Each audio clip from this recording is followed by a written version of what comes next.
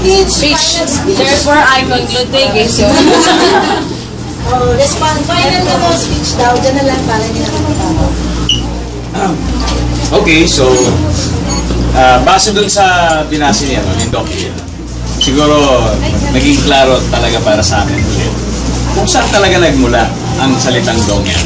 Yes! At alam niyo naman kung saan nanggaling ang Dongyan, di ba? Dahil sa Linggo ng Marian, nagkaroon ng Dongyan. Imagine kayo, Dongyan, may DY. Diba? Kaya special group na kasabay namin talagang lumaki. Kasi syempre, magmula 2007, yun ba ang count natin? 8 or technically 7 siguro. So, more or less, sabay-sabay tayo lahat nag-grow together. Kami in a relationship, kayo as friends, and us as friends also. So many years of good things together.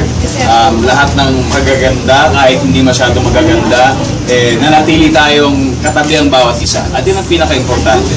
And siguro lahat tayo nandito today, we all share something special. That's why we're celebrating. So happy 6th year to all of us.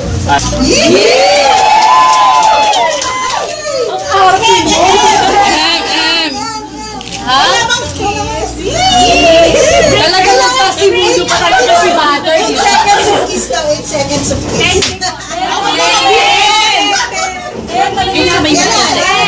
May titigan muna. Go, Gawin natin dyan. Buena, buena.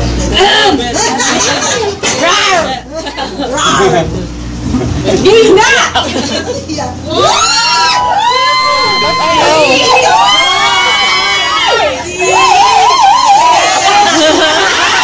Hindi ako nakapicture. Picture daw siya. Kiss. Wait, ayaw talaga. Ay, nagawa ko wala nga. May video naman. Ayun. Ay, parang hindi na kailangan ng picture. Kiss na lang ang gusto nila. One more.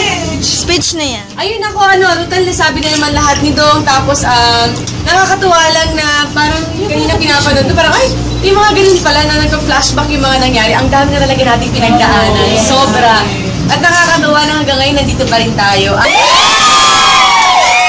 na yun. Yun na yun.